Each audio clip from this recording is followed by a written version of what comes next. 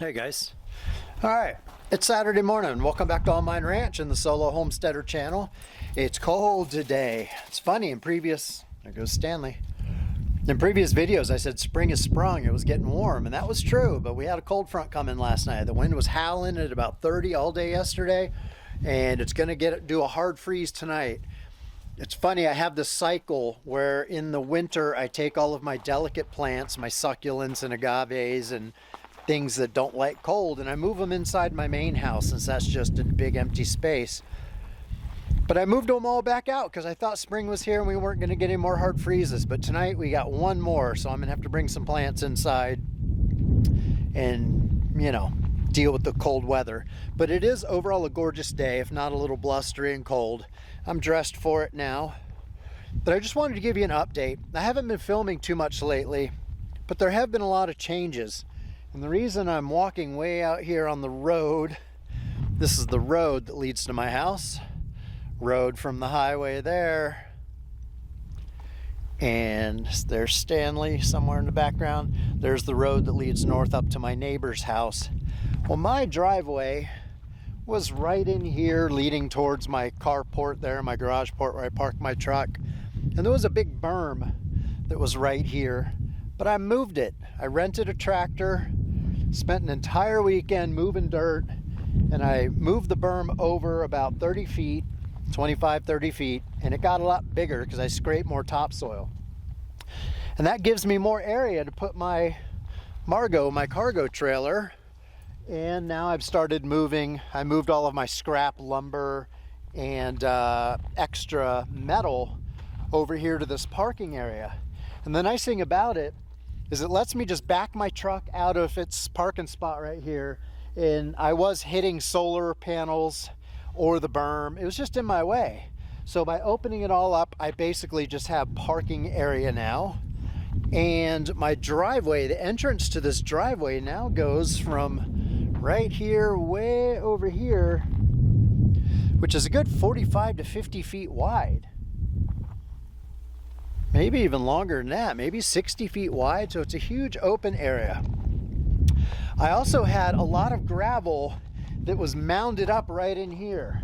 There's a path right here that goes from, sorry about all the movement, but I have a drain basin right there, and this gravel here is a French drain, so that when all the water comes down this, it hits this gravel and goes into the French drain. But I bought more gravel than I needed, and it was just all mounded up and kind of in my way. So since I had the tractor, I sort of flattened it out all in here, and I took all of the red gravel that I had over there by the solar arrays, and I spread that out some more.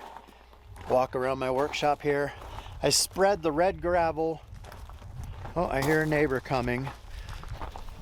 All through this area in here where Stanley's sniffing around. Oh, I hear a plane. So now this is more gravelized in here. Now, as far as projects, this is my main goal, is this finishing the second solar array. I don't know if you can tell, but I've got more framing, backing boards, I sometimes call them, in here on the west side, and over here on the east side. I've put in these 3 cross supports right here, the unpainted one and 2 more down here. I've got a door frame. So this is about 48 inches wide, and that is wide enough to allow me to drive my ATV and my motorcycle under it when it's done. So this will be all paneled in just like the other one. I would like to work on that today, but with the cold and wind, I don't know. We'll have to see if the weather cooperates. It's getting a little sunny, so it's not terrible. Apologies for wind noise. Most of this video is just gonna be me walking around talking. Sometimes the lighting and wind will be good, sometimes not so much. Anyway, so I've made some progress on that, and I've definitely made progress on that whole driveway berm situation. I've also made good progress on clearing out the brush. The last video showed me removing some brush from in here. I've thinned this area out pretty good. I got a lot more work to do. Sometimes I took the bushes and brush completely out of the ground down to the roots. But other ones like this monstrosity right here, oops, my shadow's on it, This monstrosity right here is just too big and gnarly for me to get out of the ground without breaking my back. So, oh, Stanley's taking a dump. Make sure we get that on camera. So all in here I've thinned it out, but I had a massive brush pile that was right in here.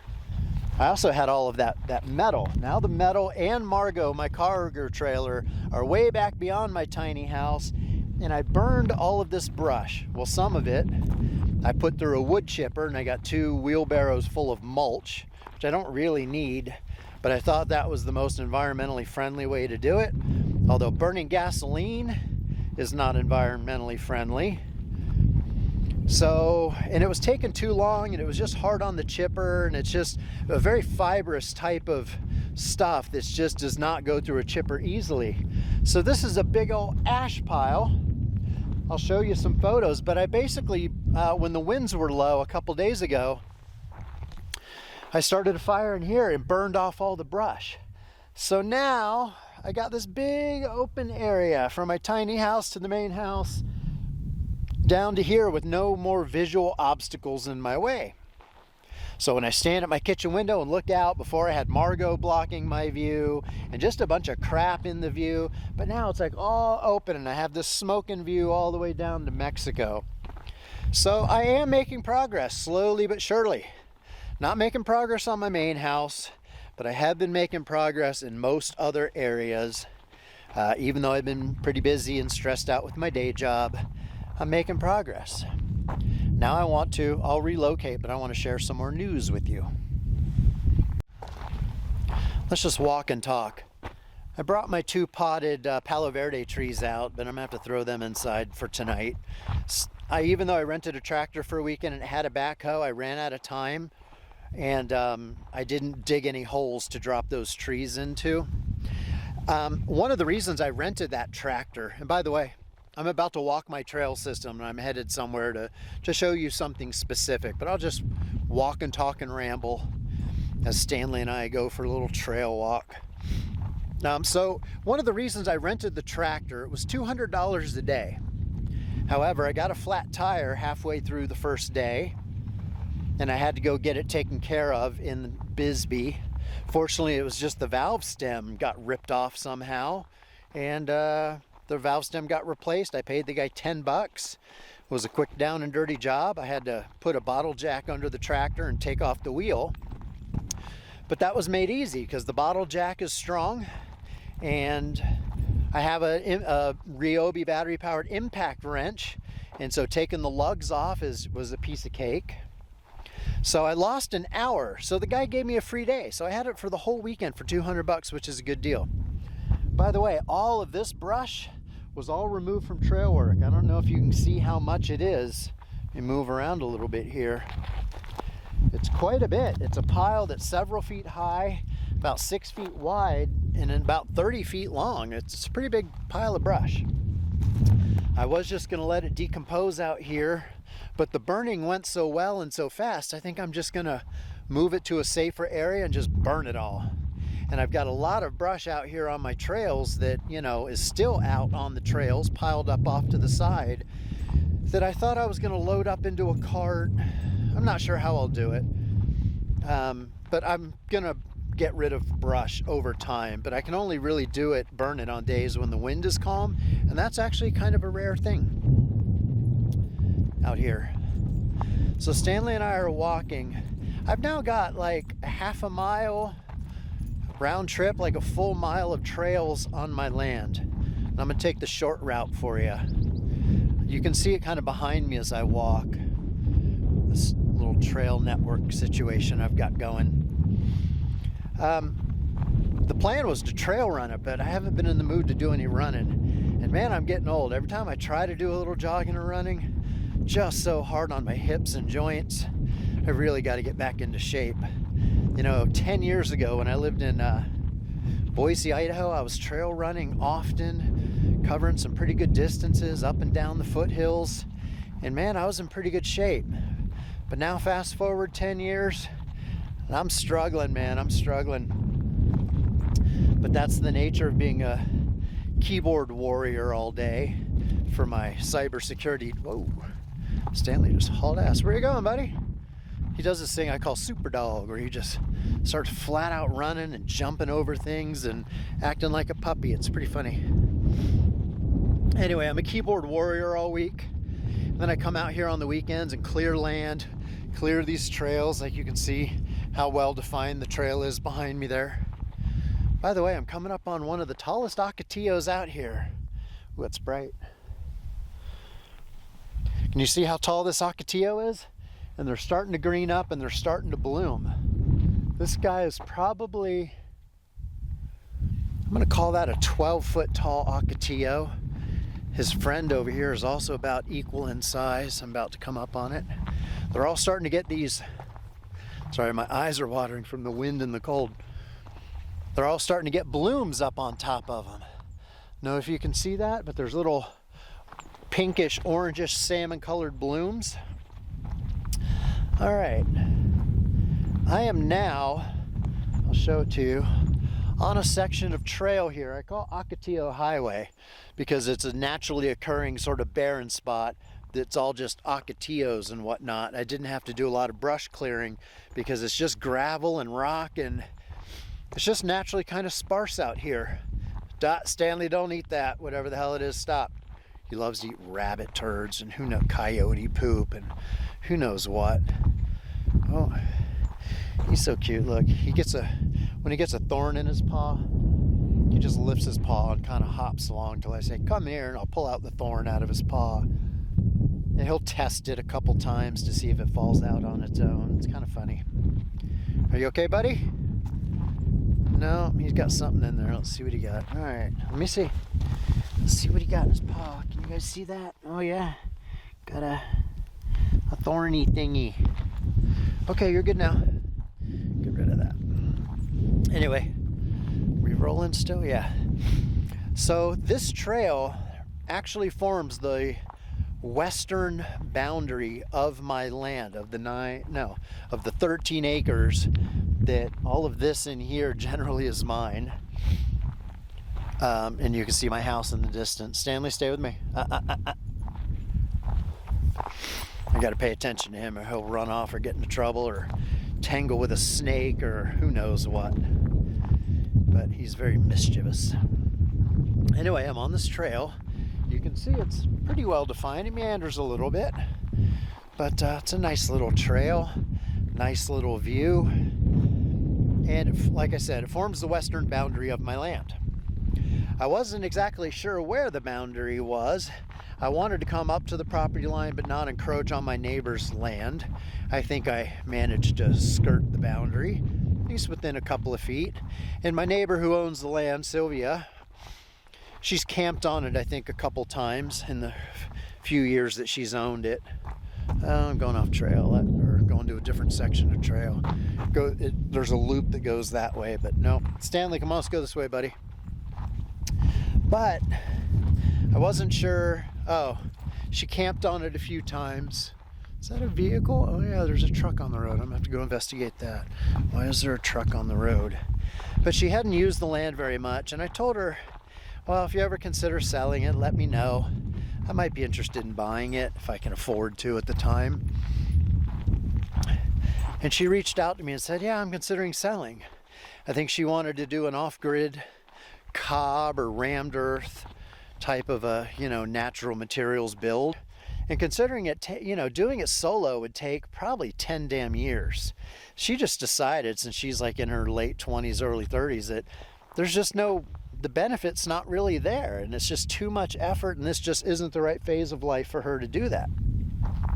So she reached out to me, and her land is all in here, because this is where my trail sort of hooks and turns. I just came from back there. But all of this 9 acres over here is Sylvia's. But we're now in contract, we're in escrow. I've agreed to buy it from her. I'm gonna put about half down, which is burdensome. Stanley, come on. And then make her payments over 30 months on the balance, which fortunately I will be able to afford to do. Now, I don't really need the land. I've already got, what, 13 of the, my original purchase was 13 acres. And then I bought 9 more acres to the east over there to prevent anyone from building and blocking my view or messing with my peace of mind. And that's why I've bought Sylvia's 9 more acres, which will give me what, a total of about 31 acres. And I'm now at the road in the property boundary. Let me step out here. See this rebar stake? To this side of it is my land. To this side of it is Sylvia's land. And it's basically all this down here to the next corner. So I'm gonna walk along the road here for a minute. My battery might die. Whoa. My battery might die. Stanley, stay with me. Stay with me. He's trying to wander off to go. He wants to chase these cows. Let me turn. I don't know if you guys can see him. Right here, there's a white cow, and then 3, 4 black cows just beyond the white cow, and some more down here on the road, just doing their cow business. But Sylvia's land is overgrown. See this brush right here? It's about 6, 7 feet tall, very overgrown, very dry. And the migrant border crossers, because the border wall is only 2 miles that way to the south, they come in here and they find little spots to camp. Stanley, no. They camp overnight as they either move north or wait for a pickup from a vehicle. So with overgrown brush like you're seeing right there, it makes for a good hiding spot. I'm gonna pause for a minute and start filming again and show you where all of the litter and whatnot. But someone came and helped Sylvia clean up the land, and he filled the entire bed of his pickup truck. I'll show you a photograph of that. Filled it with backpacks and clothes and water bottles and just litter from the migrants. It's getting really bad, and I'm gonna have to do something about it. By the way, look at this yucca plant. It's the only specimen right here along this section of road, and it's really freaking beautiful. There's something about it. It's about my height. It's bushy, it's green, it's nice. It's the nicest yucca around, and I really like it. It's across the road. That's on someone else's land. So once again, for reference, that's my property. This is all Sylvia's property. But let me get to the far end of the property border, and I'll show you why the migrants like it so much. All right, guys, I'm now near the corner of the property, and this is the reason why this property is so attractive to people crossing the border, is because I'm now walking. Come on, Stanley. Hey, Stanley. God, he's so curious about everything. He's just too wild of a dog. He won't stay with me unless I constantly tell him to. He is just like a bloodhound, just on the hunt. Anyway, I'm walking through a wash. You can see it's very well defined, almost like a trail, full of gravel and rock. And it gets enough water flow that there's trees. Could be people back in here right now. I probably should have my knife on me for self-defense, but I don't. But if I come back in here off this wash a little bit, look what I find. Clothes, bottles, a toothbrush, lotion, empty containers of food, chicken, tuna, tons of water. I mean, this whole area, look at this. This is just nasty back here. Wow, it's really bad. I don't know if you guys can see, but there's hundreds of water bottles in here. Backpacks, clothes, just you name it. Like right here, people are literally camping up a freaking storm, and they ditch all their stuff. Yeah, lots of empty tins of food and water bottles, and these weird things. They're like fuzzy slippers that are just made out of carpet. Yeah, they're carpet slippers. Or actually, it looks like the same exact material that the backpacks are made from. So it's almost like they're cutting them up and strapping them to their feet. I find those all over the place. Stanley, come on. The cows come through here too, but so do the humans. So this big deep wash is probably about 6 feet. And when I'm standing in here, no one can see me from the west. No one can see me from the east or any direction unless someone comes walking up this wash. A pair of socks. More clothes and stuff in here. Just a lot of stuff. What is this? That's trippy. big piece of metal that's kind of rusted out, but it's got a lot of yellow on it. Oh. That's weird. It's like I think it was a big can. I think it was an old gas can, but it's now got a bright yellow patina on it. If you can see that, that's pretty cool. Anyway, finding all kinds of ancient treasure. And as I walk back in this wash, it just gets deeper and deeper. So see this wall of it right here? This is right at, I'm 6 feet tall. That's a 6 foot tall, you know, barrier. So a person can come down in here and be totally hidden from Border Patrol. Knee pads. For some reason the border crossers come across with knee pads. That's laying around in here. There's more backpacks I'm coming up on. Anybody home? Get the fuck out. It's mine now. Clothes, trash bags, water bottles. A big ass boulder. Look how this big old boulder is sitting right in the middle of the way. It's about 3 feet across, pretty good size. And now we get some serious flash flooding in here during monsoon season. Now it's starting to narrow down.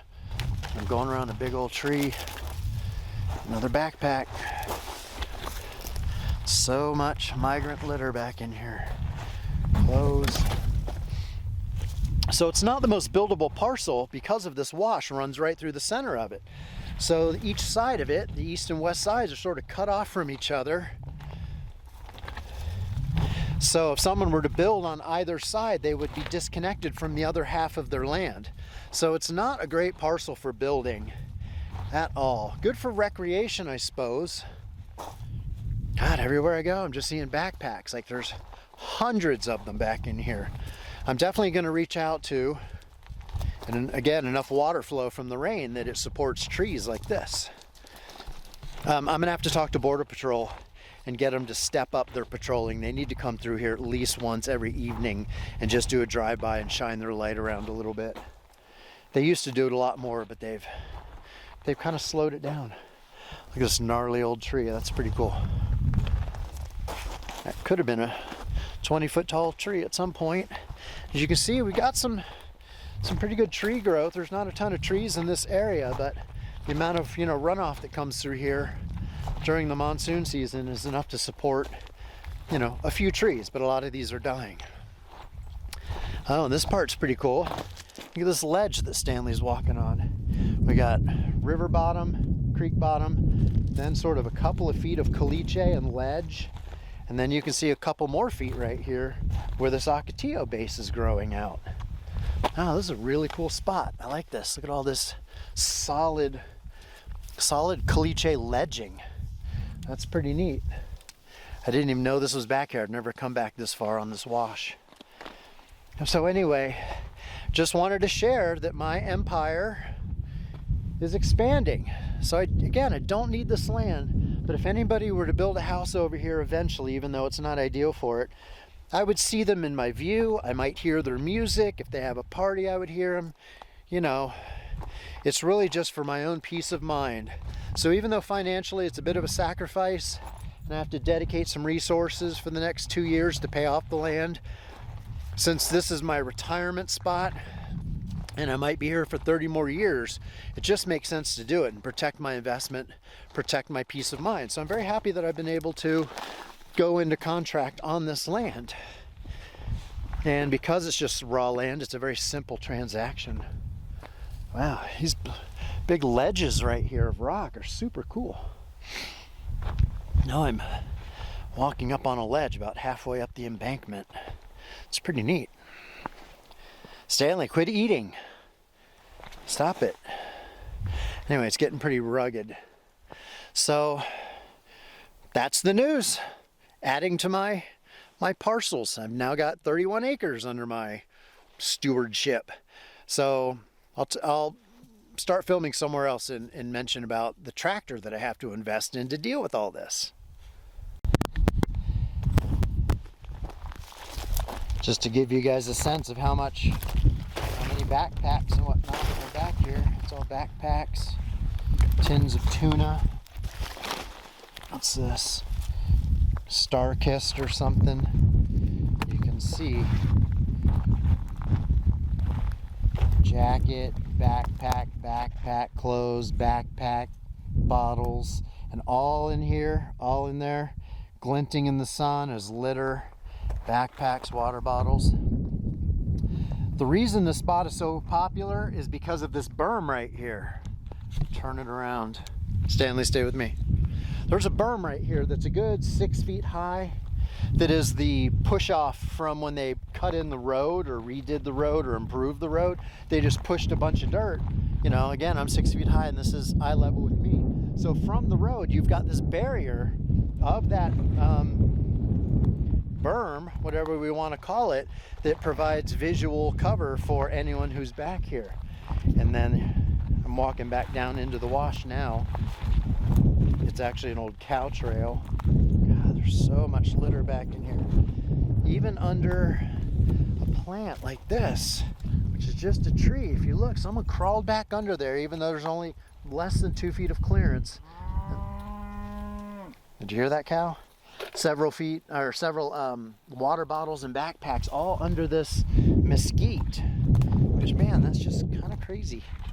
That's a cow area, actually. Just litter everywhere back in here. But the reason is because of that berm. That's one of the, between the berms and the wash and the overgrown brush, there's just plenty of hiding spaces back here. So I'm gonna have to get rid of that. I'm gonna have to level out that berm. Here's a, what is this? A battery. What the hell is this?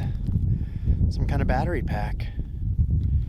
Maybe there's a it's got a bunch of adapters. I guess it's a temporary, you know, a recharge battery that has all these little adapter types for different kinds of cell phones. I guess that's so someone could charge their cell phone. And I've actually found migrant cell phones in workable condition laying out here too. Yeah, this is an area where cows like to congregate, sort of surrounded by dense brush. I haven't really stomped around back in here. This is the first time. I'm within actually about 20 feet of the corner where two roads meet, but it's so dense you can't see anybody back in here, especially at night. Whoa. And again, even though I'm right at the edge of the road, here's a fresh backpack just brought out full of, if you're ever wondering, toilet paper. Here, I'll dump it.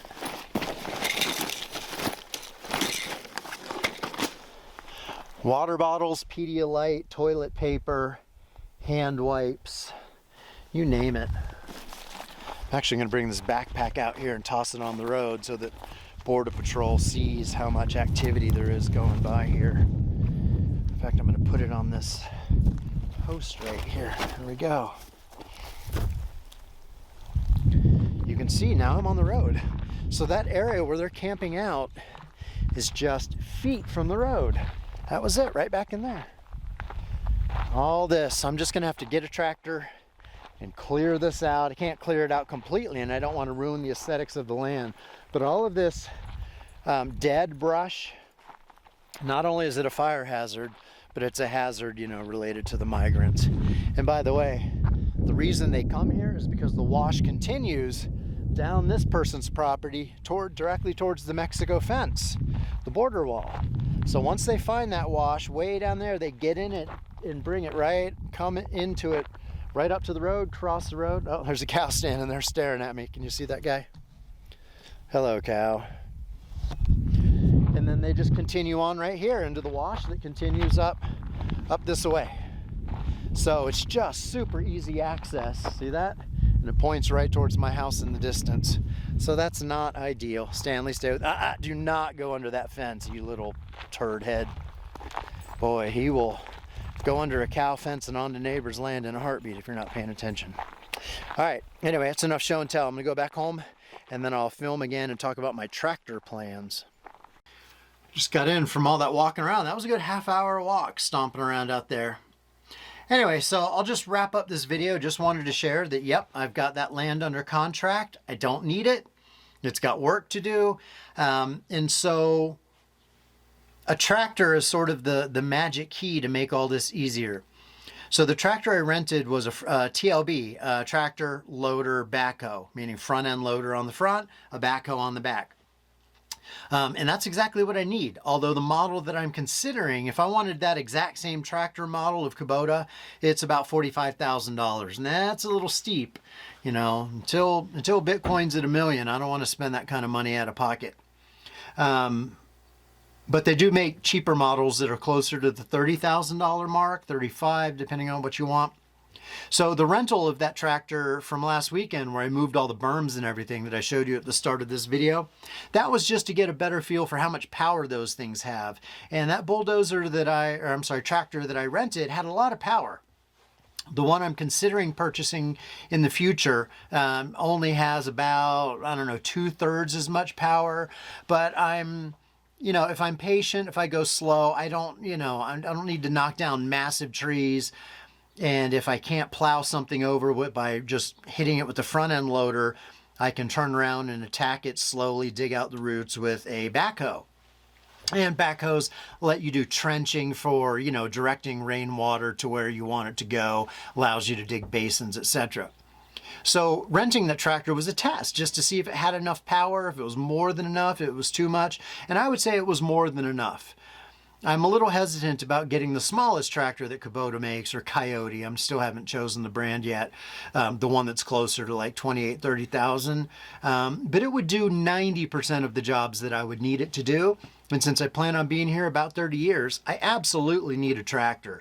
I mean, the ground is so hard and rocky here with the caliche that just to dig a hole to plant a bush or a cactus or a tree, you know, requires a jackhammer and serious manual labor. And I'm just getting too old for that shit, to be honest about it. So I figure if I'm going to be here 30 years and I'm always going to want to move, you know, either clear some land, create bigger fire breaks, dig holes, do trenching. I mean, I don't see that type of work ever really ending. So I just need a tractor.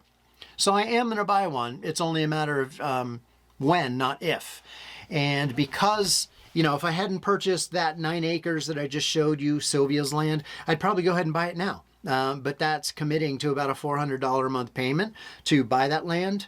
And a tractor is about another $400 a month payment. And I don't want to take on both of those. So I may end up just renting here and there for a couple of years and then buying a tractor. We'll see. And it also has to do a lot with how my investments play out.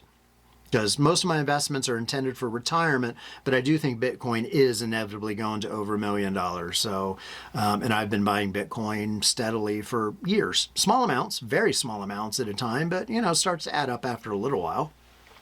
So if it does go to $1 million, then that changes my retirement picture, gets significantly rosier. And I know if you're not a Bitcoiner, that might seem really far-fetched, but trust me, it's not.